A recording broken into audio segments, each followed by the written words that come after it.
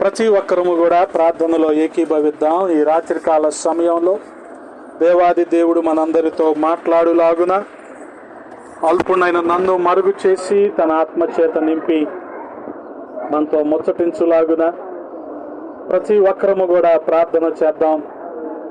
సుబ్బారావు గారి కుటుంబాన్ని దేవుడు ప్రేమించి వారికి ఇచ్చిన ఈ క్షేమాన్ని బట్టి, సమృద్ధిని బట్టి, వారి కుటుంబంలో బిడ్డలు కార్తీక్, జస్వంతుల పట్ల మరి దేవుడు చేసిన మేళ్లను బట్టి మనం ప్రభువుని స్తుతించవలసిన వారమై ఉన్నాం.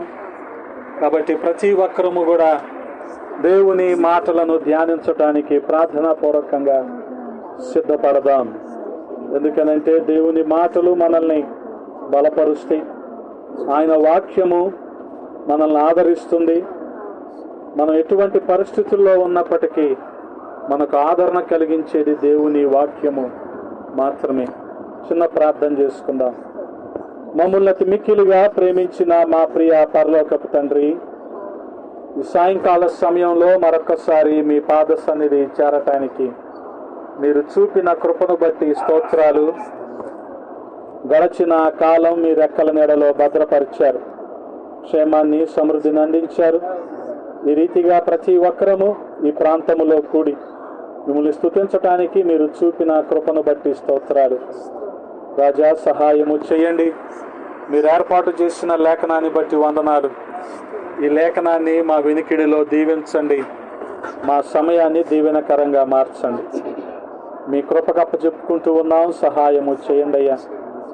ప్రతి ఒక్కరిని మీ స్వాధీనంలో ఉంచుకోనండి. ముఖ్యంగా వాతావరణాన్ని అనుకూలపరచండి. నాయనా, కూడిక జయకరంగా జరిగించమని యేసయ్య నామములో అడిగి వేడుకుంటున్నాము తండ్రి, ఆమేన్. దేవునికి స్తోత్రం. హల్లెలూయా. ప్రభువునందు ప్రియ సహోదరి సహోదరులారా, చదవబడిన లేఖనాలు చాలా శ్రద్ధగా గమనించండి. 107వ కీర్తన 9వ చరణంలో ఈ రీతిగా రాయబడి ఉంది. ఏలయనగా ఆశగల ప్రాణమును ఆయన తృప్తిపరచి ఉన్నాడు, ఆకలి గొనిన వారి ప్రాణమును మేలుతో నింపి ఉన్నాడు. హల్లెలూయా. గమనించండి, ఆశగల ప్రాణము, ఆకలి గొనిన వారి ప్రాణము. మనిషికి ఆశ ఉంటుందా? ఉండదా? ఉంటుంది, ఖచ్చితంగా ఉంటుంది. ఈ సంవత్సరం అయినా ఒక అభివృద్ధిని చూద్దాం అనే ఒక ఆశ. ఈ సంవత్సరం అయినా కుటుంబంలో సమృద్ధిని చూద్దాం అనే ఆశ. ఈ సంవత్సరం అయినా ఒక మేలును చూద్దాం అనే ఆశ. ఈ సంవత్సరం అయినా పిల్లలకి వివాహం జరుగుతుందేమో అనే ఆశ. ఈ సంవత్సరం అయినా వివాహం జరిగిన వారికి సంతానం కలుగుతుందనేమో ఒక ఆశ. ఈ రీతిగా ఒక ఆశ మనిషికి ఉంటూనే ఉంటుంది. అలాగే ఈ సంవత్సరం అయినా పిల్లలు పాస్ అవుతారు అనే ఆశ ఈ కుటుంబ సభ్యులకు కూడా ఉంది. అటువంటి ఆశ గల ప్రాణాన్ని దేవుడు ఏం చేశాడు? హల్లెలూయా, తృప్తిపరిచాడు. ఎందుకనంటే ఈ ఆశ ప్రతి మనిషికి కూడా ఉంటుంది. ఒకవేళ మాకు ఏ ఆశ లేదు అంటే మనం అబద్ధికులు. ఎందుకనంటే నాకు ఆశ ఉంది. మామిడి తోట కొనాలనో పొలం కొనాలనో కాదు. దూర ప్రాంతాలలో ఎక్కడ సువార్త అందని ప్రాంతాల్లో సువార్త ప్రకటించాలని నాకు కూడా ఆశ ఉంది. ఆశ కలిగిన ప్రాణాన్ని దేవుడు తృప్తిపరుస్తాడు. గమనించండి, ఎందుకనంటే మేళ్లతో ఆయన మనల్ని తృప్తిపరిచేవాడు. కృప వెంబడి కృపతో ఆయన మనల్ని తృప్తిపరిచేవాడు. మన హృదయాలను ఆయన పరిశీలించి మన అవసరతలు ఆయన ఎరిగి మన కోసం ఆయన మేళ్లను చేసేవాడు. దాన్ని బట్టే మనం తృప్తిగా ఉంటాం. ఏదో తిన్నదాన్ని బట్టో ఉన్నదాన్ని బట్టో మనిషి తృప్తిగా ఉండడు. కానీ దేవుడు చేసిన మేళ్లను ఎప్పుడైతే అనుభవిస్తాడో దాన్ని బట్టి మనిషి తృప్తిగా ఉంటాడు. అందుకనే ఆశ కలిగిన ప్రాణాన్ని ఆయన తృప్తిపరిచేవాడు. కానీ ఈ ఆశను తృప్తిపరచుకోకుండా చాలామంది వారి జీవితాలను అసంతృప్తిగానే గడిపేస్తున్నారు. కారణాలు అనేకం. కానీ దేవుని మేళ్ల చేత మనం తృప్తిపరచబడాలి అంటే ఏం చేయాలో ఈ రాత్రికాల సమయంలో మనం ధ్యానం చేద్దాం.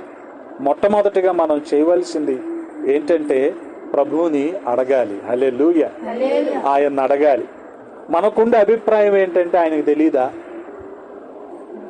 ఆయనకు తెలీదా? తెలుసు. ఆయన ఎవడా? ఆ ఉద్దేశంతో మనమేం చేస్తాం? ఆయనను అడగటమే మర్చిపోతాం అని కాదు, నిర్లక్ష్యం చేస్తాం. ఆయనను అడగకుండా సర్లే ఆయనకు తెలీదా అనే ఉద్దేశంతో మనం ఉంటాం. కానీ గమనించండి, మనం కూడా దేవునికి ఎటువంటి వాళ్ళం అంటే పిల్లల లాంటి వాళ్ళం. పిల్లలతో మనం ఎటువంటి సత్సంబంధాన్ని కలిగి ఉంటామో, ఆప్యాయతను కలిగి ఉంటామో, దేవుడు కూడా మనతో అటువంటి సత్సంబంధాన్నే కలిగి ఉంటాడు, అటువంటి ఆప్యాయతను కలిగి ఉంటాడు. ఈ ఆప్యాయతను బట్టి మనకు అనేకమైన ఈవులు ఆయన ఇస్తూ ఉంటాడు కదా. ఎటువంటి ఈవులు ఇస్తాడు? మనం అనుకుంటాం సుజనా చౌదరికి ఉన్నంత బిల్డింగ్ ఉండాలని మనం అనుకుంటాం. కానీ దేవుడిచ్చే ఈవులు ఏంటో తెలుసా? సమయం, సంపద, సామర్థ్యం. ఈ ఈవులు ప్రతి మనిషికి కూడా ఇస్తాడు దేవుడు. ఎవరైతే వీటిని సద్వినియోగం చేసుకొని, ఏది సమయాన్ని సద్వినియోగం చేసుకొని, అందుకనే పరిశుద్ధ గ్రంథమైన బైబిల్ ఏం చెప్తుంది?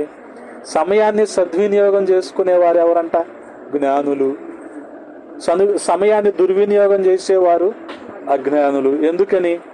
నాకు 24 గంటల సమయం ఉంది రోజుకి, మీకు 24 గంటల సమయం ఉంది. ప్రపంచంలో ధనికుడికి 24 గంటల సమయం ఉంది రోజుకి, పేదవారికి 24 గంటల సమయమే ఉంది. కానీ ఎవరైతే దేవుడిచ్చిన 24 గంటలని సద్వినియోగం చేసుకొని దేవుని కొరకు వాడబడదాము, దేవునిలో ఎదుగుదాము, ఆత్మీయతలో బలపడదాము అని ఉంటారో వారికి దేవుడు కృపను చూపించేవాడు. హల్లెలూయా. గమనించండి, దేవుడిచ్చే ఈవులు అంటే ఇవి. కానీ మనమేమనుకుంటామంటే, చెప్పాను కదా అటువంటి బంగ్లా ఉండాలి మనకి అనుకుంటాం.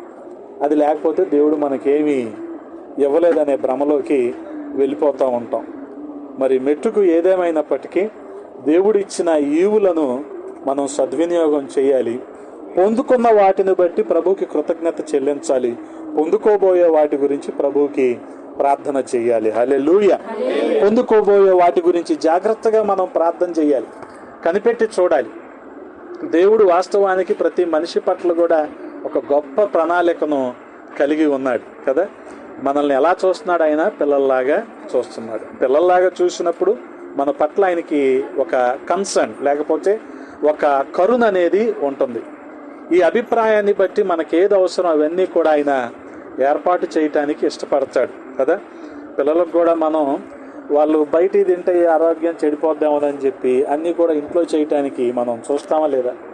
ఒక ఇద్దరు పిల్లలు ఉంటే ఒక పిల్లోడు దాన్ని తినొచ్చు, ఇంకోటి పెద్దగా ఇష్టపడకపోవచ్చు.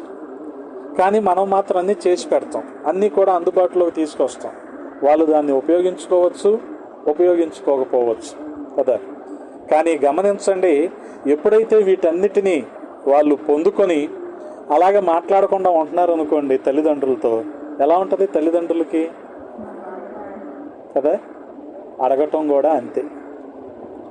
మనం ఆయన ఇచ్చినవి అన్నీ పొందుకొని ఆయన అడగలేదు అనుకోండి, ఆయనకు కూడా అలాగే ఉంటుంది. ఒకవేళ నోరు తెరిచి పిల్లలు ఎవరైనా నాకు పలానాది చేసి పెట్టు అంటే మీరు ఆగుతారా? ఆగరుగా. చేయలేకపోతే కనీసం కొనుక్కొచ్చైనా కదా. మీకు బాదం పాల్లో సగ్గుబియ్యం జావ కలపటం రాదు మీకు, కానీ వాళ్ళు బాదం పాలు అడిగారు, అప్పుడు ఏం చేస్తారు? ఆ రోడ్డు ఏంటది? రాజా చికెన్ రోడ్డు. అక్కడికి వెళ్ళి బాదం పాలు తెచ్చి పెడతారా లేదా? అంటే మనం వాళ్ళు అడుగుతారేమో అని మనం ఎదురు చూస్తాం, దేవుడు కూడా ఎదురు చూస్తుంది. అందుకనే గమనించండి, మత్తయి 7:7 ఆయన ఏమన్నాడు? అడుగుడి, ఆయన అడగాలి. మన జీవితంలో మేళ్ళను మనం చూడాలి, మేళ్ళతో మనం తృప్తిపరచబడాలి అంటే ఖచ్చితంగా ఆయన మనం అడగాలి. అడిగితే ఆయనకు మనకు ఉన్న అనుబంధం పెరుగుద్ది కదా. మాట్లాడకుండా ఉండిపోయారనుకోండి, పెట్టింది తింటున్నారు, స్కూల్కి వెళ్తున్నారు, వస్తున్నారు, మాట్లాడట్లేదు, మీకు ఎలా ఉంటుంది? కాదు, పిల్లలు మాట్లాడట్లేదు, మీకు ఎలా ఉంటుంది? ఉంటుందా? మనం కూడా ఆయన అడగకపోతే ఆయనకు బాధగానే ఉంటుంది. ఆయన అడిగితే ఎప్పుడైనా కాదన్నాడు ఆయన? అడిగిన ప్రతిదీ కూడా ఇవ్వటానికి ఆయన సిద్ధంగా ఉన్నాడు. అందుకనే మత్తయి 7:7 ఆయన అడుగుడి మీకు ఇయ్యబడును అంటున్నాడు. కానీ యోహాను 14:14 ఏమంటున్నాడు? అడుగు ప్రతి వారికి కూడా. ఎవరిని కూడా విడిచిపెట్టే దేవుడు కాదు ఆయన. కాబట్టి ప్రియ సహోదరి సహోదరులారా, అడగాలి. మనం మేలు అనుభవించాలంటే ఆయనను అడగాలి. ఏ రీతిగా అడగాలి గమనించండి. మనం చూడగలిగితే హాగరు పారిపోవటం, హాగరు శారాయి ముందు చులకనైపోవటం, శారాయితో విభేదించి బయటకు వచ్చేయటం దేవునికి తెలియదా? కానీ ఆయన మళ్ళీ ఇంకోసారి ఎందుకు అడుగుతున్నాడు? శారాయి దాసివైన హాగరు, నువ్వు ఎక్కడి నుండి వచ్చావు, నువ్వు ఎక్కడికి వెళ్తున్నావు అంటే ఆయనకి తెలీదా? తెలుసు. అందుకనే దేవుడు ప్రశ్నించాడు అంటే ఆయనకు తెలియక కాదు. దేవుడు ప్రశ్నించాడంటే మన యథార్థతను చూడటానికి ఆయన అడుగుతాడు కదా. ఆదాము నువ్వు ఎక్కడున్నావంటే దేవునికి తెలియదా? తెలుసు. కానీ ఎందుకు అడిగాడు? ఆదాము నుంచి ఎటువంటి సమాధానం వస్తుందో. ఆదాము ఏం జవాబు చెప్తాడు కదా. ఆదాము ఏం చెప్పాడు? పలానా చోట ఉన్నాననే ముందు నువ్వు ఇచ్చిన ఉంది కదా, ఆమె ఇచ్చిన పండు నేను తిన్నాను, దిగంబరిని అయిపోయాను, ఇక్కడ ఉన్నానన్నా. అందుకనే గమనించండి, నెపం, నింద, లేకపోతే మన లోటుపాట్లకు వేరే వాళ్ళని కారణంగా చూపటం అనేది అక్కడి నుంచే ప్రారంభమైంది కదా. ఎందుకు లేటుగా వచ్చా? బస్సు లేట్ అండి. ఎందుకు లేట్ అయింది? ట్రాఫిక్ అయింది. నువ్వు లేట్ కాదు, బస్సు లేటుకు తీసుకొచ్చింది. ట్రాఫిక్ నిన్ను ఆపేసింది. ఎక్కడ ప్రారంభమైంది ఇది? ఆదికాండం 2వ అధ్యాయంలోనే ప్రారంభమైపోయింది. అందుకనే గమనించండి, దేవునికి తెలుసు. హాగర్ను అడుగుతున్నాడు, నువ్వు ఎక్కడి నుంచి వచ్చావు, నువ్వు ఎక్కడికి వెళ్తున్నావు కదా. అందుకనే మనిషి యథార్థతను ఆయన పరిశీలించటానికి, పరీక్షించటానికి ఈ విషయాలన్నీ కూడా ఆయన ప్రశ్నిస్తాడు. మనం కూడా ఎప్పుడైతే ఆయనతో మాట్లాడే క్రమంలో ఉంటామో, ఎప్పుడు మాట్లాడతాం? ఎప్పుడైతే మనం ఏకాంత సమయాన్ని ఒక నిర్దిష్టమైన విధానంలో ఆయనతో ఏకాంతంగా మనం గడుపుతామో అప్పుడు ఆయనతో మాట్లాడే అనుభవంలో ఉంటాం.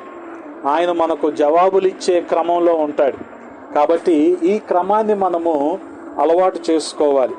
గమనించండి, శారాయి దగ్గర నుంచి పారిపోయి వచ్చిన హాగరు ఆదికాండం 21వ అధ్యాయము 18వ వచనంలో 16వ వచనంలో మనం చూడగలిగితే వచ్చింది. ఏమంటారు, ఇష్మాయేల్ని తీసుకొని ఇంటి నుంచి పారిపోయి వచ్చిన హాగరు ఆ ఇష్మాయేలుకి నీళ్లు కూడా ఇవ్వలేని పరిస్థితుల్లో ఇష్మాయేలుని అంత దూరంలో పడేసి ఇష్మాయేలు చనిపోతాడేమోనని ఎదురు చూస్తుంది. 21వ అధ్యాయము 16వ వచనంలో మనం చూడగలిగితే, ఈ పిల్లవాని చావు నేను చూడలేనని అనుకొని వింటివేత దూరము వెళ్ళి అతనికి ఎదురుగా కూర్చుండెను. ఆమె ఎదురుగా కూర్చుండి, ఇది అడగటం, ఎలుగెత్తి ఏడ్చింది. ఇది కూడా అడగటమే కదా. అది మనం అడిగే ఎలాగుంటాయి అంటే, ఏ ఎవ్వా చెయ్యవా అన్నట్టు ఉంటాయి. కానీ ఏమేం చేసింది కదా. హాగరు పట్ల దేవుడు ఒక గొప్ప ప్రణాళిక కలిగి ఉన్నాడండి. మనం జాగ్రత్తగా ఆలోచించగలిగితే 12వ అధ్యాయంలో అబ్రహాము ఎందుకైతే పిలువబడ్డాడో, ఒక గొప్ప జనాంగంగా అవటానికేగా పిలువబడింది. అలా కొంతకాలం ఐగుప్తులో అబ్రహాము ఉన్నప్పుడు అబ్రహాముతో పాటు ఈ దాసీలందరూ వచ్చారు. అందులో ఒక దాసి ఎవరంటే హాగరు. ఐగుప్తు నుంచి, అన్య జనాంగం నుంచి వచ్చి ఇశ్రాయేలీల్లో హాగరు కలవటమే దేవుని ప్రణాళికలో ఉన్నట్టు అర్థం.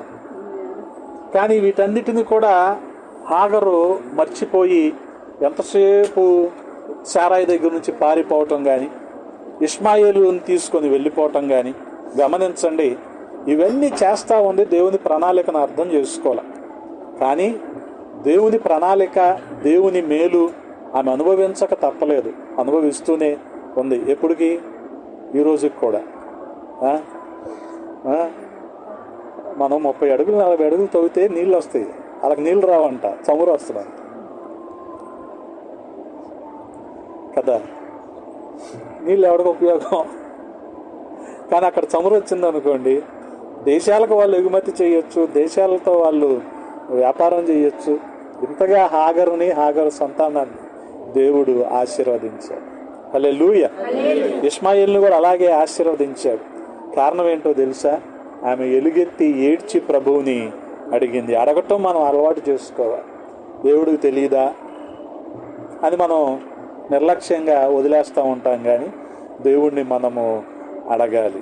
అప్పుడు ప్రభువు మన పట్ల గొప్ప కార్యాలను చేస్తాడు, మేళ్లతో మనల్ని తృప్తిపరుస్తాడు. అంత మాత్రమే కాదు, పెనిన్న హన్నాని చులకనగా చూడటం కదా, బంధుమిత్రులందరూ చులకనగా చూడటం దేవునికి తెలియదా? తెలుసు. కానీ హన్నా చేసిన పని ఏంటి? షోమ్రోనులో ఉన్న దేవాలయం దగ్గరికి వెళ్ళి ఆ స్తంభం పట్టుకొని ఏడుస్తానే ఉంది. అంటే ఏం చేస్తుంది? ప్రభువుని అడుగుతుంది. అడగాలి, ప్రభువుని అడగాలి. అడిగి మనము పొందుకోవాలి. చెప్పాగా మీకు ఉదాహరణ. మనల్ని అడిగితే ఇక మనం ఒక్క అడుగులో ఏం చేస్తాం? దూకి పరిగెత్తి ఏదైనా తేవటానికి కదా. అది ఒకవేళ మనకు అందుబాటులో లేకపోతే ఎంత దూరమైనా వెళ్ళి తేవటానికి కదా. ఎందుకనంటే లేదు, పిల్లల్ని ఎప్పుడు కూడా పరిశీలిస్తూ ఉంటా కదా.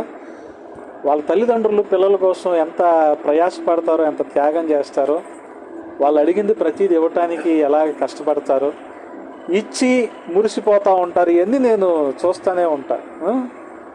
మనకేంటంటే విషయం, తరాల వెంబడి తరాలు. నేను ఇంకా పిల్లల్లాగానే ఉన్నాను. నా ముందు చాలామంది పిల్లలు ఇలాంటి వాళ్ళు అందరూ పెద్దోళ్ళు అయిపోతున్నారు. వీళ్ళని నేను చూస్తూనే ఉన్నాను. వీళ్ళ తల్లిదండ్రులు వీళ్ళకి ఇచ్చిన విధానం, వాళ్ళకి ఏదైనా వస్తువు ఇచ్చి మురిసిపోయే విధానం ఇలా చూస్తూనే ఉంటాయి కదా. రేపొద్దున తేజాన్ని చూస్తా, ఇప్పుడు ఇలియానాని చూస్తున్నా ప్రస్తుతం. అంతకుముందు పేసాన్ని చూసాం, రేపొద్దున ఇది ఆద్యానిను తేజాన్ని చూస్తాం. ఇలాగా చూస్తూ ఉంటే నిజమే కదా, ప్రభువు కూడా మనకిచ్చి అలాగే సంతోషిస్తాడు, ఆనందపడతాడు. కానీ ఆయన కోరుకునేది ఏంటి? మనం ఆయనతో అడగటం, మనం ఆయనతో సహవాసం కలిగి ఉంటామని, మాట్లాడతామని.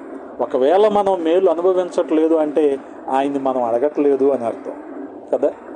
పిల్లలు కూడా, మీరు ఎప్పుడైనా సబ్జెక్ట్ కష్టం అనిపించింది అనుకోండి, అడగండి, ఆయన్ని అడగండి. ట్యూషన్ పెట్టుకుంటే ఎక్కువ మార్కులు వస్తాయి కాదంటలాను, కానీ ఆయన అడగండి ముందు కదా. ఆయన అడగండి. నాకు లెక్కలంటే భయమేరా, నాకు లెక్కలంటే భయమే.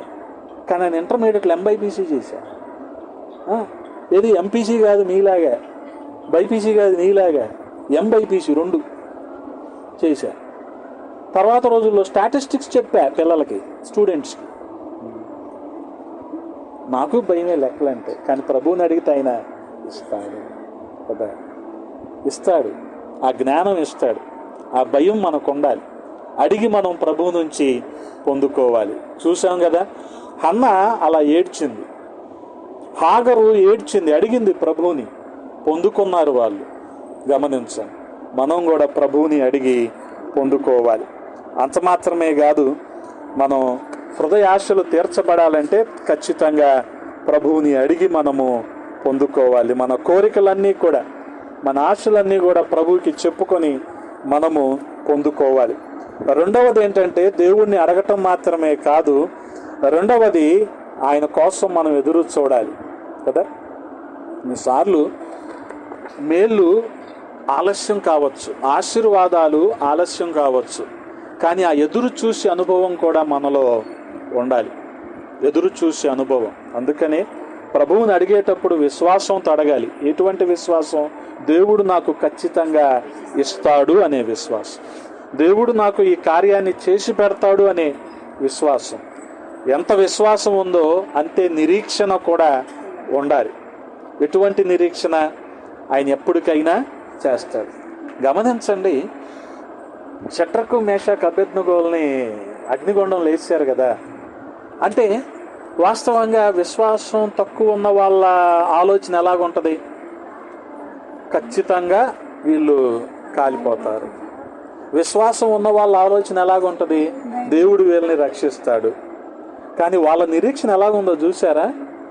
దేవుడు మమ్మల్ని విడిపిస్తాడు, ఒకవేళ దేవుడు మమ్మల్ని రక్షించకపోయినా సరే నువ్వు పెట్టిన బొమ్మకు మాత్రం మేము మొక్కం అన్నారు. అది నిరీక్షణ కదా. అటువంటి నిరీక్షణ ప్రతి విశ్వాసికి కూడా ఉండాలి. కాబట్టి ఆయన్ని మనం అడగటం ఎంత అవసరమో ఎదురు చూడటం కూడా అంతే అవసరం. చెప్పాను కదా, కొన్నిసార్లు ఆయన అడిగింది మనకి చేయటానికి కొంత సమయం పట్టచ్చు కదా. ఇప్పుడు పిల్లలు అడిగారని మనమే హడావుడిగా అన్నీ ఏర్పాటు చేయటానికి చూస్తున్నాం. అందుబాటులో లేకపోతే కొంత సమయం కదా, ఈ వారం కుదరదులే, తర్వాత వారం చూద్దాంలే అనే ప్రొకాస్టినేషన్ అంటే ఏమంటాం దాన్ని, పోస్ట్ పోన్మెంట్, జాప్యం చేయటం ఉంటుంది చూడండి. అలాంటివి కూడా ఉండొచ్చు జీవితంలో, మన జీవితాల్లో, పిల్లల విషయంలో కదా. అందుకని ఆర్కే నారాయణ ఒక మంచి కథ రాస్తాడు. అందులో ఆయనకి 6 డజన్ మంది పిల్లలు ఉంటారు. ఆయనకి ఈ 6 డజన్ మంది పిల్లలు ఎక్కువైతే ఏమవుద్ది, పిల్లలు ఎక్కువ, ఇంకోటి అది అల్లరి ఎక్కువ అవుద్ది. పిల్లలు ఎక్కువైతే అల్లరి ఎక్కువ అవుద్ది. ఈయన కూడా అపార్ట్మెంట్ కల్చర్ అనమాట. ఈ కథలో ఉండేవాడు. అపార్ట్మెంట్ కల్చర్లో ఏం చేస్తారు, ఆదివారమే వాళ్ళకి తీరిక దొరుకుతుంది కాబట్టి ఏం చేయాలనుకున్న ఆదివారమే చేస్తారు. రిపేర్లు, పంచాయతీలు, పార్టీలు, ఇది ఏది కుదిరితే అన్ని ఆదివారమే. ఆఖరికి వారం రోజులు తీయని కారు కూడా ఆదివారమే తీయాలి. ఎందుకని, తీయకపోతే అది మళ్ళీ స్ట్రక్ అయిపోద్ది, ఇంజిన్లో బ్యాటరీ వీక్ అయిపోద్ది. అందుకని అది దానికి ఆదివారమే. ఏదైనా చిన్న రిపేర్ ఉంది దానికి ఆదివారమే. అతనేం చేస్తాడంటే పిల్లలకి షాపింగ్కి వెళ్దామని వాగ్దానం చేస్తాడు. తీరా అవి రిపేర్లు చేసి అవి చేసి ఇవి చేసి వాళ్ళందరినీ 20 మార్కులు వేయని వాళ్ళని తిట్టి వీళ్ళని తిట్టి ఆఖరికి మధ్యాహ్నం అయ్యేట ఇంకో మొద్దు తిని నిద్రపోతాడు. నిద్ర లేచాక వెళ్దాం షాపింగ్ అంటాడు బీచన్ రోడ్డుకి. లేచాక ఈ టైంకి వెళ్తే రాఘవయ్య పార్క్ దగ్గర బస్సు దిగటం, అక్కడి నుంచి నడవటం, ఏంటి మన పరిస్థితి అని ఆలోచించుకొని ఈరోజు కాదులేరా తర్వాత చూద్దాం అంటాం. అప్పుడు పిల్లలకి ఎలా ఉంటుంది, కొంత నిరుత్సాహం వస్తుంది. అది సహజం. కానీ ఈ వారం కాకపోతే తర్వాత వారం అయినా తీసుకెళ్తాడేమో మా నాన్న అనే ఒక నిరీక్షణ ఉండాలిగా. అది విశ్వాసులకు అవసరం ఈ రోజున. అందుకనే ఆయన్ని అడగటం ఎంత అవసరమో ఎదురు చూడటం కూడా అంతే అవసరం. మనకు తెలుసుగా 75 సంవత్సరాలప్పుడు అబ్రహాముకి దేవుడు వాగ్దానం ఇచ్చాడు. అది నెరవేరటానికి 100 సంవత్సరాలు అయ్యింది. అంటే అబ్రహాం ఎన్ని సంవత్సరాలు ఎదురు చూశాడు, 25 సంవత్సరాలు అబ్రహాము ఎదురు చూశాడు.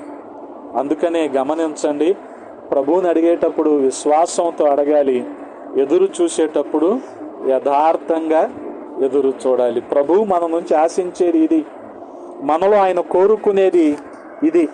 అందుకనే గమనించండి ఎలా ఎదురు చూడాలంటే 130వ కీర్తనలో రాయబడి ఉంటుంది కదా, 130వ కీర్తనలో రాయబడి ఉంటుంది కదా, 6వ చరణంలో, కావలి వారు ఉదయము కొరకు కనిపెట్టుట కంటే ఎక్కువగా నా ప్రాణము ప్రభువు కొరకు కనిపెట్టుచున్నది. కావలి వారు ఉదయము కొరకు ఎక్కువగా నా ప్రాణము ప్రభువు కొరకు.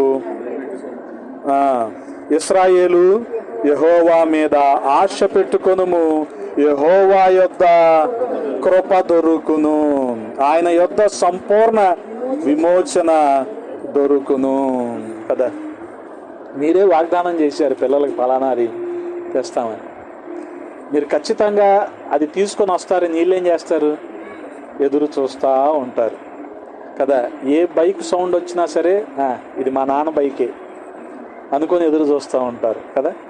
అలాగే కావలి వారు ఎప్పుడు తెల్లారిపోద్దో కదా, ఇక నా బాధ్యత పూర్తవుద్ది, ఏ దొంగతనాలకి కూడా ఇక్కడ అవకాశం ఉండదు, రాత్రి అంతా నేను క్షేమంగా ఈ ప్రాపర్టీని కాపాడాను అనుకుంటాడో అలాగా ఉదయం కోసం ఎదురు చూస్తాడు.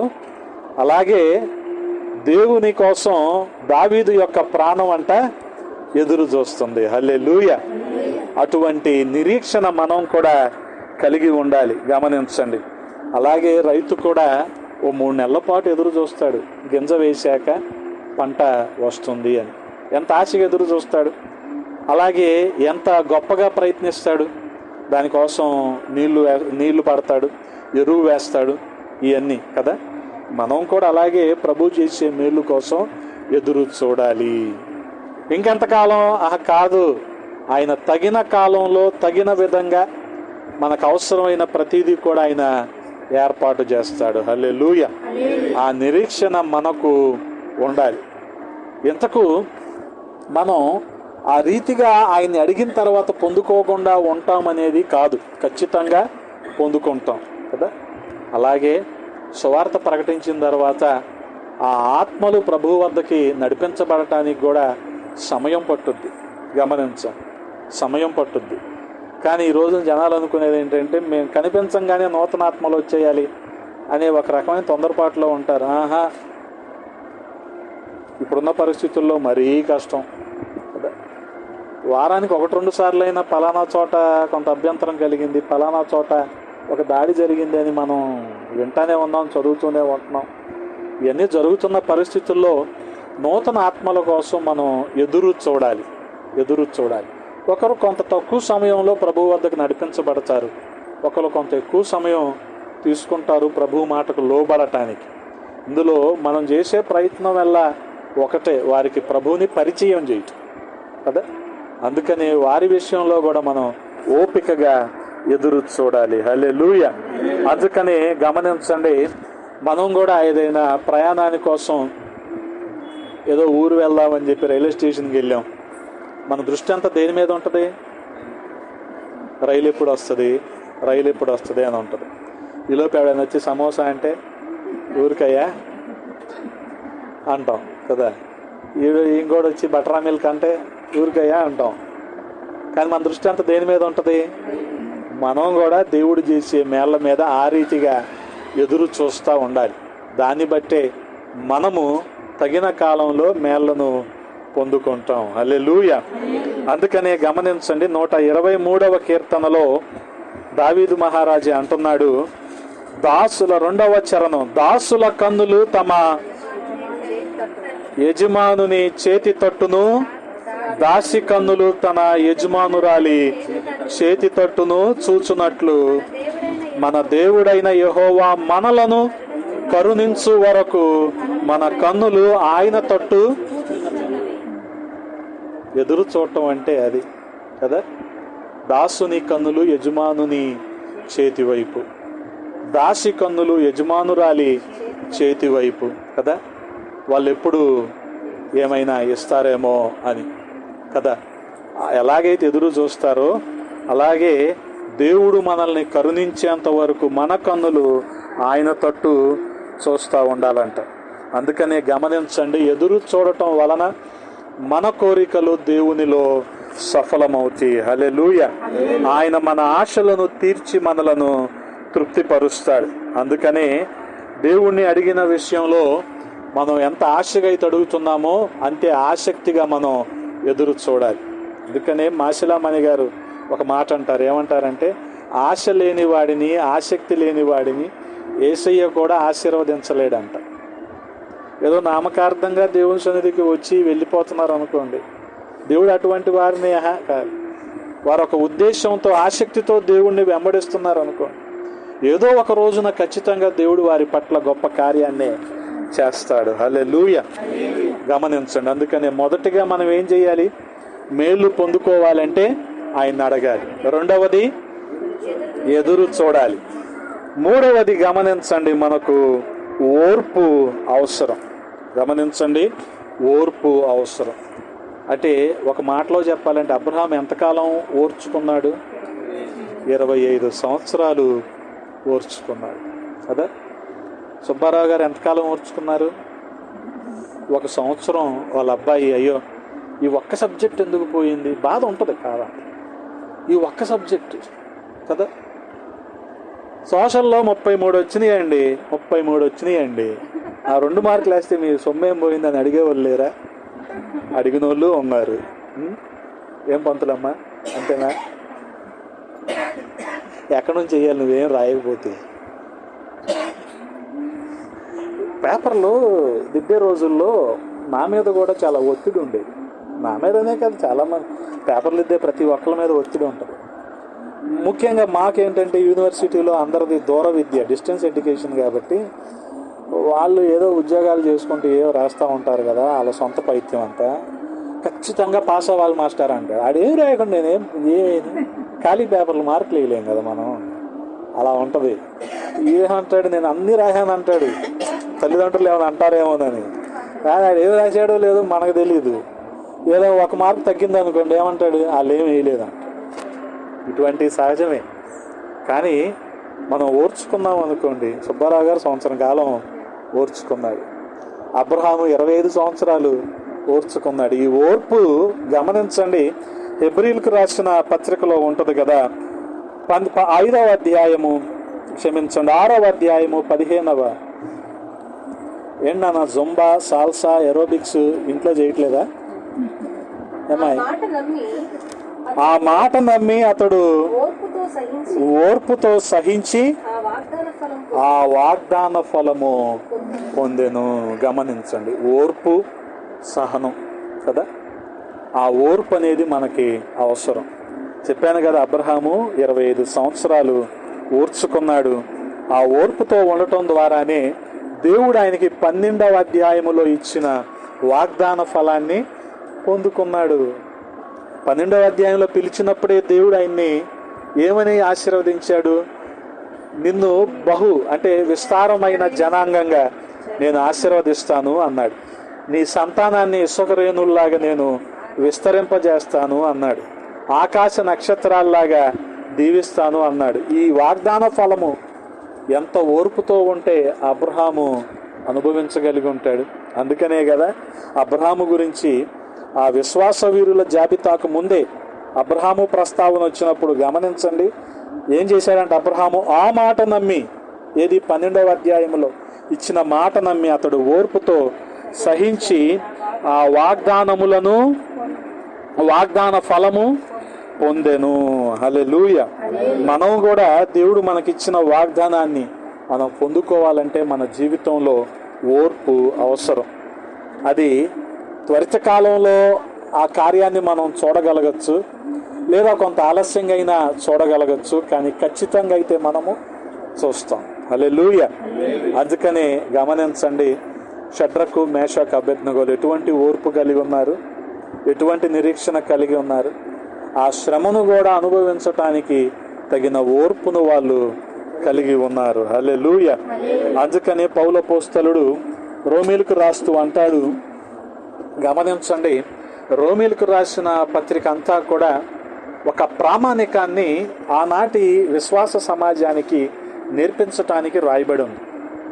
ముఖ్యంగా ఆది అపోస్తలుల బోధను రూఢీపరచటానికి, అలాగే దేవుని దర్శనాన్ని కొనసాగింపజేయటానికి చాలా అద్భుతంగా. ఎందుకనంటే గతం అనే పునాది ఎవరైతే తెలుసుకోగలుగుతారో భవిష్యత్తు అనే ఒక మంచి భవనాన్ని ప్రస్తుత కాలంలో కట్టగలరు. అదే రోమీలకు రాసిన పత్రిక. గతం అంటే ఇశ్రాయేలు పట్ల దేవుడు ఎటువంటి వాగ్దానాలను, ప్రణాళికను కలిగి వారి వాగ్దానాలను నెరవేర్చాడో, భవిష్యత్తులో దేవుడు ప్రజలకు ఎటువంటి కృపను చూపించబోతూ ఉన్నాడో, ఈ విషయాలన్నీ కూడా రోమీలకు రాసిన పత్రికలోనే మనం చూస్తూ ఉంటాం. అందుకనే ఎందుకు ఈ విషయాలన్నీ మరొకసారి చెప్తున్నాడు పౌలు అపోస్తలుడు అని మనకు అనిపించవచ్చు, కానీ వారికి తెలియాలి దేవుని ప్రణాళిక ఎటువంటిదో వారు గ్రహించాలి. అందుకని 5వ అధ్యాయము 3వ వచనంలో ఏమంటున్నాడు గమనించండి. అంతేకాదు శ్రమ ఓర్పును, ఓర్పు పరీక్షను, పరీక్ష నిరీక్షణను కలుగజేయునని ఎరిగి శ్రమలయందును అతిశయపడుదుము. హల్లెలూయా. సాధారణంగా శ్రమల్లో జనాలు అతిశయపడరు, కానీ కొంత నిరుత్సాహపడతారు. శ్రమల్లో జనాలు సానుభూతిని కోరుకుంటారు. కానీ ఇక్కడ పౌలు అపోస్తలుడు ఏమంటున్నాడు? శ్రమలో అతిశయం. ఇదేంటి? చాలా విచిత్రంగా అనిపిస్తుంది. శ్రమలో అతిశయం ఏంటి కదా? ఎందుకు అతిశయం తెలుసా మీకు? యేసుక్రీస్తు ప్రభువు వారిని 39 కొరడా దెబ్బలు ఒకసారి కొడితే పౌలు అపోస్తలుని అదే 39 దెబ్బలు 5 సార్లు కొట్టారు. అది ఆయన అతిశయం. అందుకనే శ్రమలలో అతిశయపడుతున్నాడు. గమనించండి కదా. అందుకనే గమనించండి, శ్రమ మనకేం కలిగిస్తుంది? ఓర్పు కదా. ఓర్చుకుంటే ఏమవుద్ది?